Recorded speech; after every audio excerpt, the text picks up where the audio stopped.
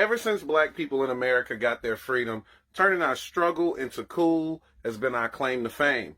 Whether it's taking the worst food possible and turning it into soul food, taking nothing to be happy about and complete struggle and turning it into blues, or taking hand-me-down clothes from our older brother that we can't fit and just cranking that Soldier Boy and no one noticing that your clothes look ridiculous on you, we find a way to make it look cool.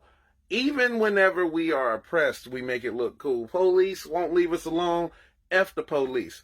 We even turned the N-word into our own word, made it so cool that others want to use it to make themselves sound cool. But every now and then we miss the mark, like with the noose tie. I don't know what my man was thinking when he came up with this one, but there will be no reason to put a noose around our neck to be hung or to hang from our necks. No thank you, sir. There's some things in our struggle we should never embrace, but don't ever get it twisted. Just because we don't want us to do it, don't mean that we want you to do it too. What I do find funny, though, is the things that we deem cool or attractive is often demonized in the beginning, just so we'll stop doing it, and then others will try to profit from it. You know, like rock and roll was considered devil's music because we made rock and roll, or our women being shapely with big round booties. You would actually put some of our women in display cases, almost like circus animals or zoo-like. And then now it's trendy to get fat transfers into your butt so you'll be shapely like black women, and get fillers in your lips to have full lips like black women. It's very strange. Or what about sagging? You know, sagging. Oh, that was looked at as, that's what thugs do. It's classless. It's tasteless. Now, it's designer? I gotta give them credit, because that's some diabolical stuff. To give somebody their freedom physically, but then own their likeness on the back end.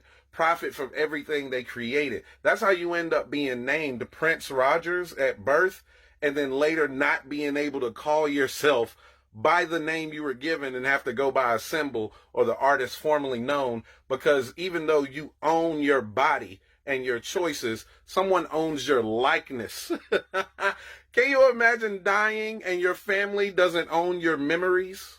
So your family will have to pay for your burial, funeral costs, and everything, but when you die, your music or your arts or whatever it is that you created, the price of that goes up, and your family never sees a dime because you didn't own your masters.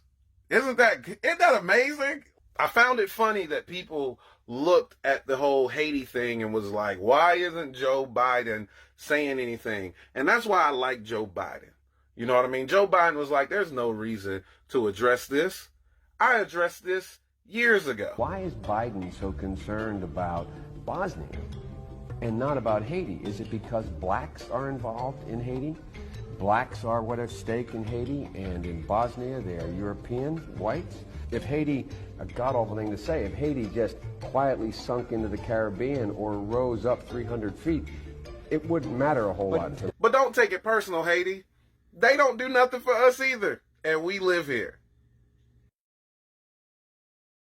Oh yeah, before I forget, if you are in Connecticut this weekend, I'll be performing live at the Stress Factory in Bridgeport, Connecticut. Yes, if you live in Hartford, Connecticut, you may have seen me perform in Hartford before. I'm not performing in Hartford. I'm not booked to perform in Hartford. This is the closest I will get to you. Yes, I know it's about an hour away because the only way I can get to Bridgeport is to fly into Hartford, so I know exactly how far you guys are. All right, my people in New Haven, come on over to Bridgeport. I can't make it to New Haven.